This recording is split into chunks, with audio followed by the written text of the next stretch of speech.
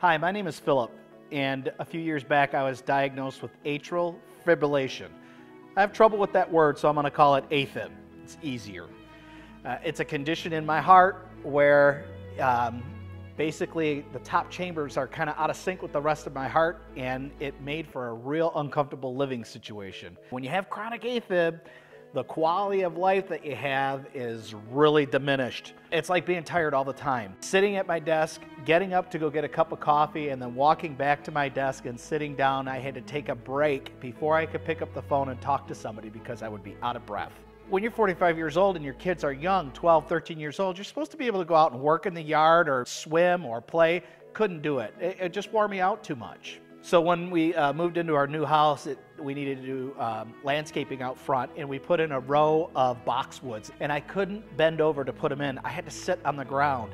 And after about 10 of them, I'd say, my wife had to come to me, put her hand on my shoulder and say, "Why don't you go lay down and I'll take over from here?" That hurts. It hurts to have your wife look at you and say, "Go lay down, you need to get some rest." I had heard about this surgery from years ago, and it's frightening to think what they're gonna do. I mean, to catheter, to go up into your heart and to go over to another chamber and isolate this cluster of nerves. And when I brought it up to my cardiologist, I said, I wanna get this done, and I wanna go to U of M because that's where they get the best care. My cardiologist looked at me and said, if you were my brother, I'd send you to U of M too. First of all, you walk into the place and you feel like you're in a 5-star hotel. It's got this beautiful atrium with 2 stories with waterfalls and trees, and there's harp music playing. And when I walk to the reception desk, where you're usually 2 or 3 people back in a sliding glass window and write your name here and we'll get to you when you can, I walk up and there's 5 people waiting behind the desk. How can we help you? They took my information, they gave me a little beeper and said, "Can we get you some coffee?" I mean, come on.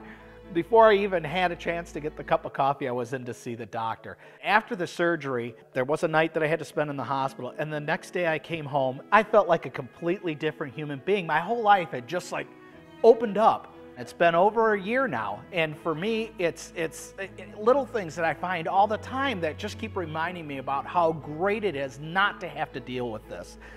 Getting up and going outside to do something in a hurry, running to go pick something up, digging in the garden, pulling shrubs, the stuff that people take for granted that you just could not do on a daily basis with AFib unless you had a lot of time because you had to stop and rest.